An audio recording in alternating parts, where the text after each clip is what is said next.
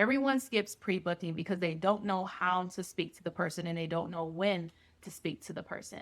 Hi, you guys. Today we're going to talk about ways that you can actually keep your clients and have them where they are consistent on a regular basis. Years ago in college, this was something that was taught to me, and today I'm going to outline it to you guys. It has helped me be able to retain my clients for the last 8 years.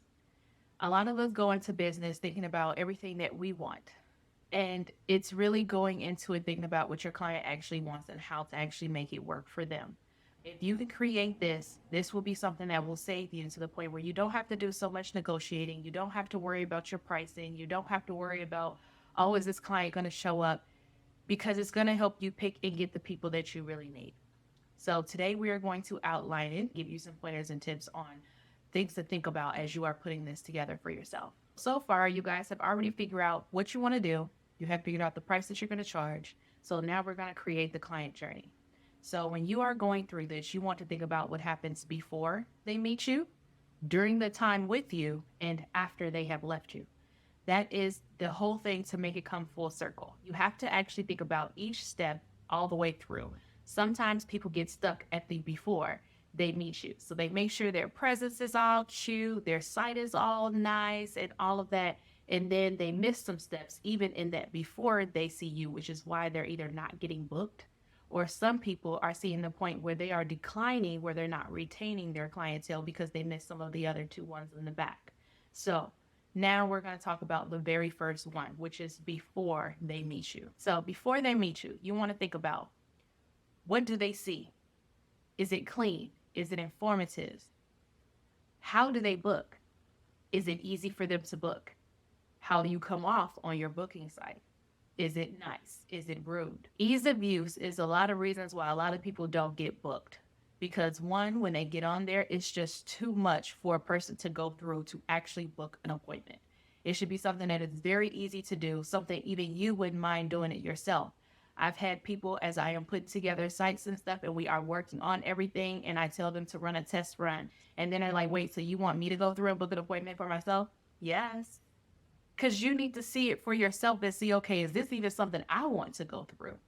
And that's how you really start seeing, okay, am I doing too much? So think about the fact of what a person has to go through to actually book with you. Now, after you figured out what you got to go through to actually book with you, you also want to think about before they make it to even coming to their appointment.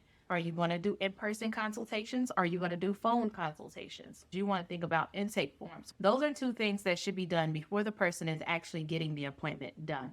That way you can avoid as many issues as possible before that person comes and sit in your chair.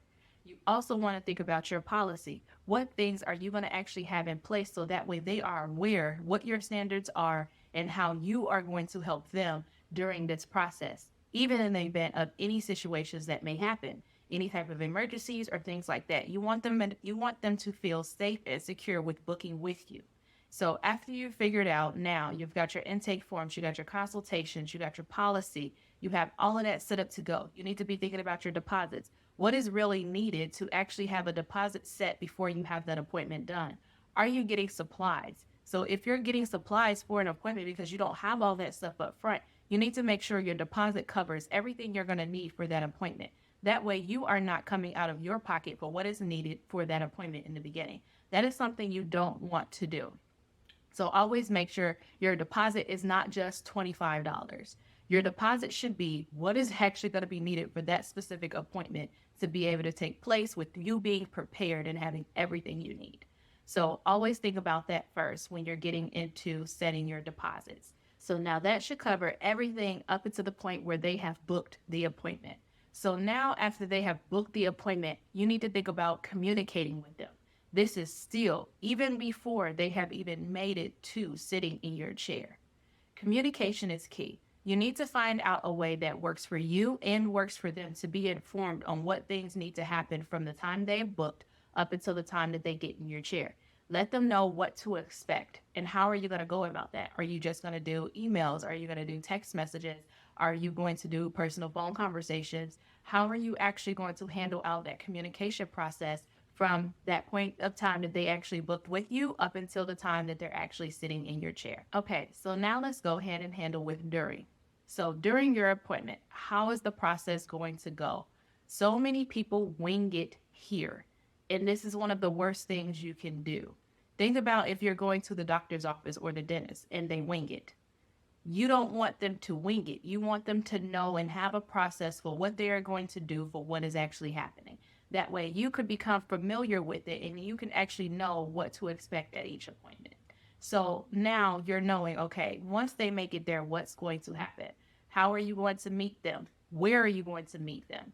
Then you want to know, okay, going to the chair, how is this going to go? Are you positioning for bathroom breaks or things they need to handle while you get set up? Are you making sure you're set up before they even come? Are you going straight to the shampoo bowl or are you going straight over to the chair for scalp analysis first? It just depends on how you are going to do it, and you need to make a process that works for you.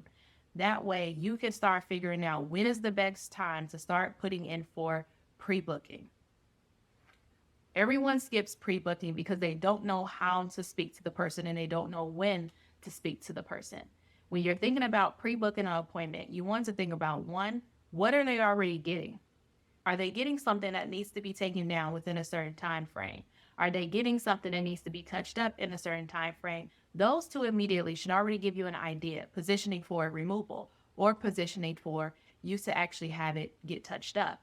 So those come within certain time frames. So you already know around what time frame to offer them for the next slot on your books. That should be a time to talk about it when you're in the middle of your appointment.